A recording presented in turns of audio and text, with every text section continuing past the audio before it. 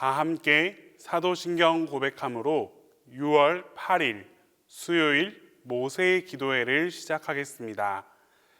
나는 전능하신 아버지 하나님, 천지의 창조주를 믿습니다.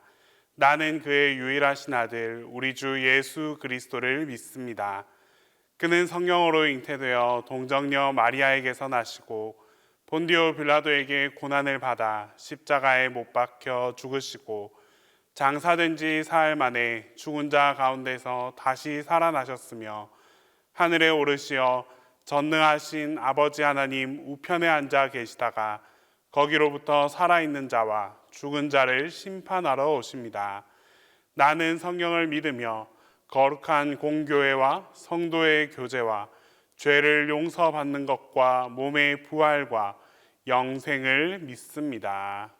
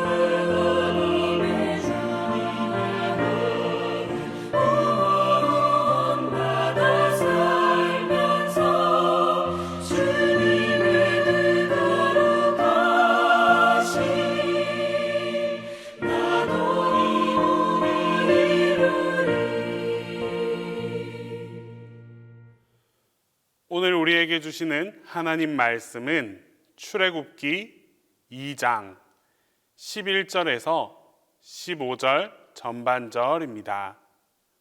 구약 성경 출애굽기 2장 11절에서 15절 전반절입니다. 다 함께 봉독하겠습니다. 모세가 장성한 후에 한 번은 자기 형제들에게 나가서 그들이 고되게 노동하는 것을 보더니 어떤 애굽 사람이 한 히브리 사람 곧 자기 형제를 치는 것을 본지라. 좌우를 살펴 사람이 없음을 보고 그 애굽 사람을 쳐 죽여 모래 속에 감추니라. 이튿날 다시 나가니 두 히브리 사람이 서로 싸우는지라. 그 잘못한 사람에게 이르되 내가 어찌하여 동포를 치느냐 하매 그가 이르되 누가 너를 우리를 다스리는 자와 재판관으로 삼았느냐. 내가 애굽 사람을 죽인 것처럼 나도 죽이려느냐. 모세가 두려워하여 이르되 일이 탈로 되었도다. 바로가 이 일을 듣고 모세를 죽이고자 하여 찾는지라. 많은 그리스도인들이 사회에서 혹은 교회에서 하나님의 일을 하며 살아갑니다. 그러나 이러한 하나님의 일을 하는 그리스도인들도 때로는 그 일로 인해 종종 어려움을 당하기도 합니다. 하나님의 일을 실천함에도 불구하고 아픔을 당하고 상처를 받고 좌절을 경험하곤 합니다. 본문에 등장하는 모세도 이와 마찬가지였습니다. 모세는 사랑하는 동족인 히브리 백성들을 위해 일하기로 결심합니다. 그는 이것이 하나님의 일이다라고 판단했습니다. 그러나 이 일들로 인해 모세에게 돌아온 것은 쓰디쓴 실패의 아픔뿐이었습니다. 모세는 선한 동기를 가지고 나름대로 믿음의 결단을 했음에도 불구하고 단번에 성공할 수 없었습니다. 그가 성공의 자리에 도달하기까지는 그가 건너야 하는 차디찬 그 현실의 강이 그 앞에 놓여 있다는 사실을 배워 나가야만 했습니다. 우리는 이 모세의 좌절을 통해서 하나님의 일을 하는데 필요한 교훈을 살펴볼 수 있습니다. 먼저 하나님의 일을 하기 위해서는 하나님의 뜻을 알아야 합니다. 모세는 하나님의 일을 하기 원했지만 그 때를 기다리지 못했습니다. 즉 하나님의 뜻을 헤아리지 못했습니다. 하나님께서 언제 움직이시고 그 일을 언제 실행하기 원하시는지 다 헤아릴 수 없었습니다. 우리는 다양한 삶의 자리에서 하나님의 일을 시작하고자 합니다. 그런데 그 결과로서 때때로 우리의 마음속에 쓰디쓴 상처와 좌절을 경험하게 되기도 합니다. 이때 우리에게 주는 교훈이 바로 이것입니다.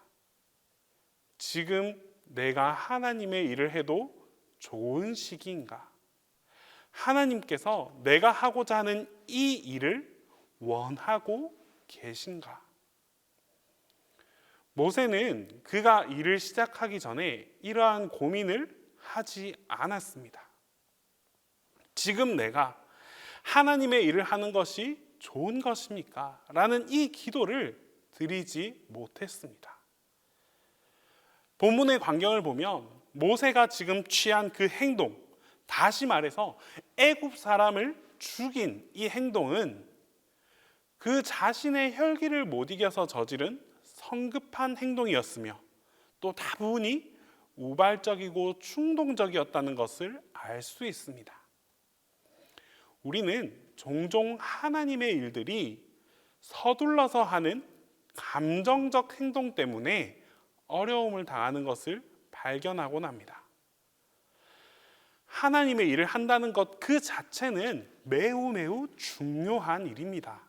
그러나 내가 지금 무엇을 하고 있다라는 것보다 그 일을 하고 있는 마음가짐과 태도가 하나님 앞에 어떤 자리에 있는가?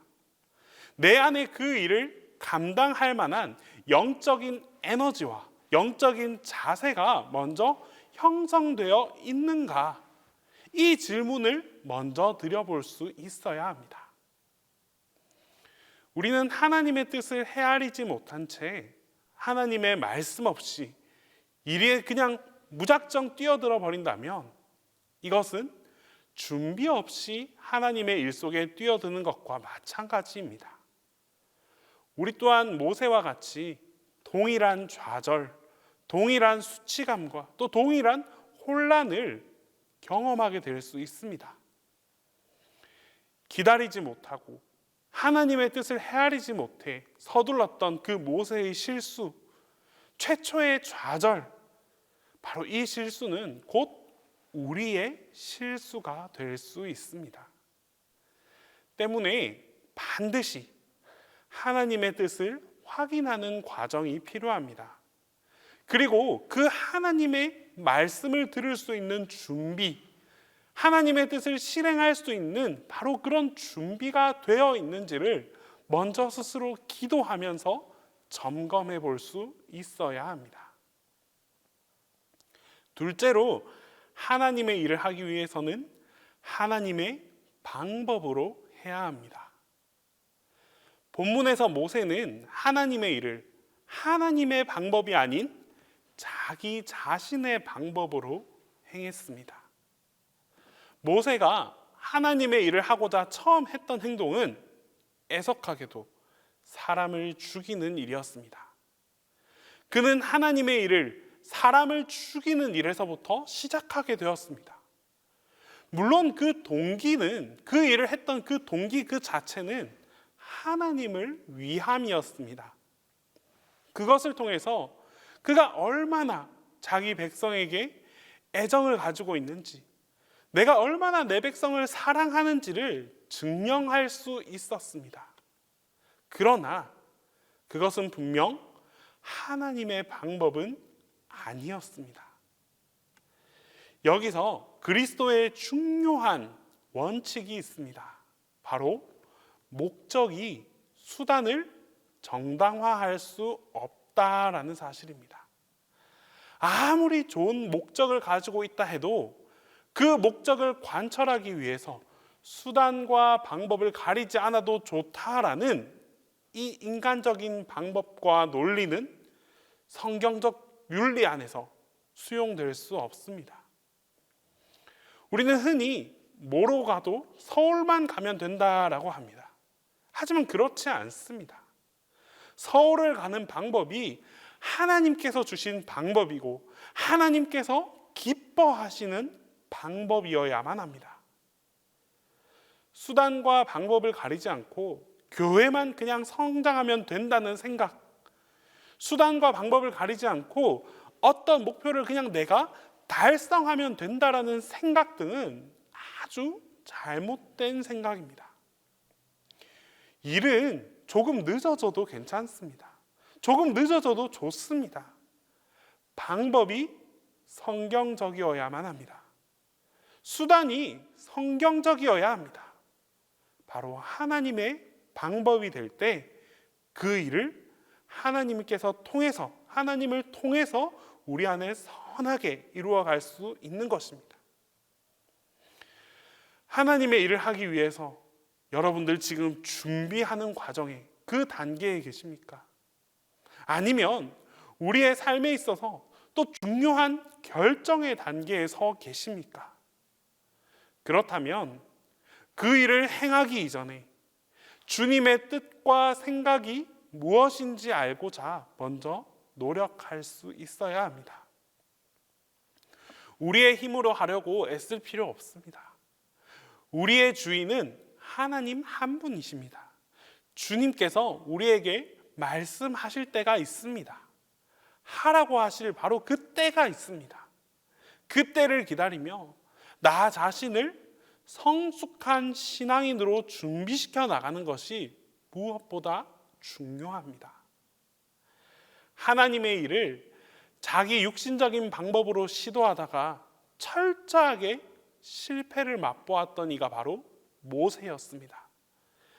그래도 모세가 사역의 첫 시작에서 이 실수를 저지른 것은 참으로 다행스러운 것입니다. 후에 200만 명이 넘는 그 이스라엘 백성들의 지도자가 된 그 이후에 이런 실수를 저질렀다면 어떻게 되었겠습니까? 하나님께서는 때로는 우리의 교훈을 위해서 시행착오를 허락해 주십니다. 대신 이 시행착오를 통해서 얻을 수 있는 그 교훈, 하나님의 메시지를 빨리 깨달아야만 합니다. 모세를 한번 봅시다. 비록 그 모세는 실패한 사람이었지만 그 실패를 통해서 더욱더 믿음의 사람이 될 수 있었습니다. 실패했지만 결국 하나님을 통해서 더욱더 크게 사용되어질 수 있었습니다. 모세는 실패 후에 달라졌습니다. 이 실패의 교훈을 통해서 새로운 영적인 지도자로, 믿음의 사람으로 더욱 성숙해진 것입니다. 모세는 이후에 200만 명이 넘는 그 이스라엘 백성들을 데리고 애굽을 탈출하고 홍해를 건너고 광야를 지나 가나안 땅으로 그들을 인도해 냈습니다. 수많은 어려움 속에서도 모세는 훌륭하게 하나님의 일을 감당해 나아갔습니다.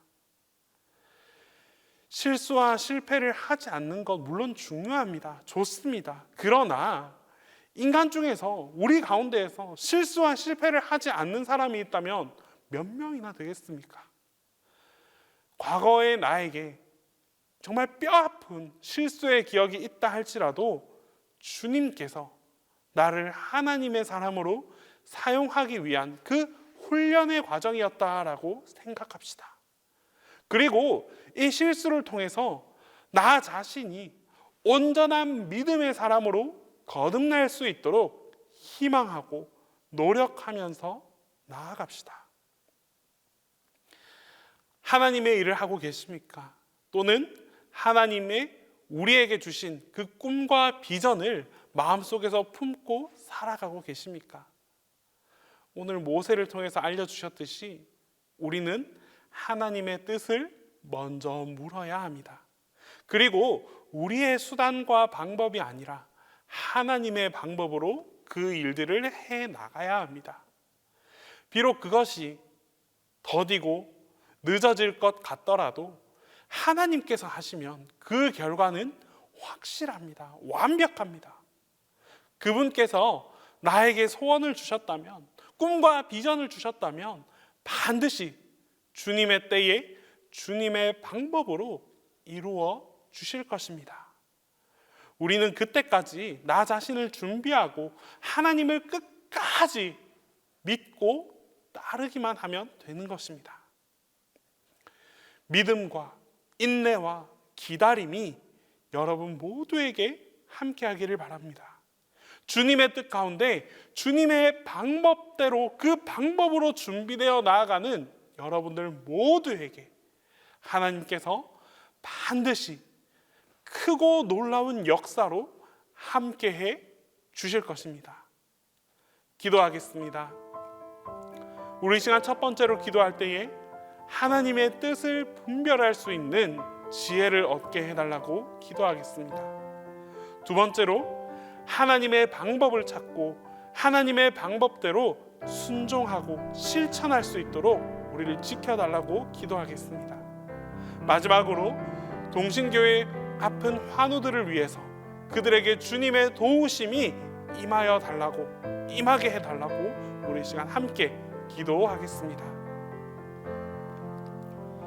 사랑의 하나님, 모세를 통해 주님의 교훈을 깨닫게 하셔서 감사합니다. 하루하루의 삶 속에서 하나님의 뜻을 분별할 수 있는 지혜를 주시옵소서.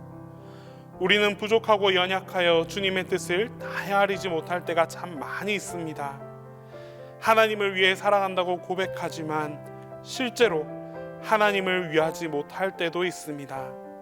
주님, 우리에게 주님의 뜻을 분별할 수 있는 지혜를 허락해 주시옵소서. 주님께서 주시는 지혜를 통해 무엇이 옳고 무엇이 아닌지 주님의 뜻을 분별할 수 있도록 함께하여 주시옵소서. 주님, 이 시간 간구하기를 주님의 방법을 따라 살아가는 우리 모두가 되게 하여 주시옵소서. 인생의 장애물을 만날 때 내가 원하고 세상이 이끌어가는 그런 방법이 아니라 하나님께서 이끄시는 방법이 무엇인지 끊임없이 찾아가게 하옵소서. 뿐만 아니라 주님께서 원하시는 방법대로 순종하며 살아가게 하옵소서. 쉽고 편하고 빠른 길만 쫓아가는 삶이 아니라 때로는 어렵고 힘들다 할지라도 주님의 길을 따라 전진하는 우리 모두가 되게 하여 주시옵소서. 우리를 치유하시는 하나님, 이 시간 육체의 짐을 진 채 힘겨워하고 있는 교우들이 있습니다. 여러 가지 질병과 아픔 속에서 하루하루 고통받고 있는 교우들이 있습니다. 하나님, 이 아픔 속에서도 주님을 바라보게 하시고 고통 가운데서도 주님을 향한 믿음을 붙잡고 살아가게 하여 주시옵소서. 그리할 때 주님께서 육신의 회복을 허락하시고 마음의 회복도 허락하여 주셔서 질병으로 인한 모든 그 아픔과 상처가 주님의 손길로 깨끗이 치유되게 하여 주시옵소서. 담임 목사님을 위해 기도합니다. 목사님께서 감당하시는 여러 가지 사역들 가운데 주님의 능력과 은혜가 더해지게 하옵소서.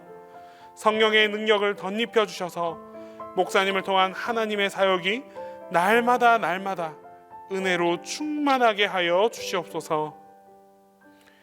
이제 주님께서 가르쳐 주신 기도 다 함께 하겠습니다.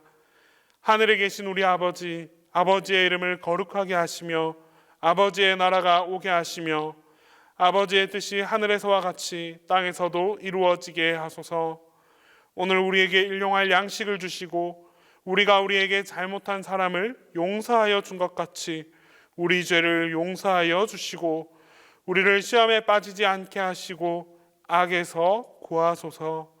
나라와 권능과 영광이 영원히 아버지의 것입니다.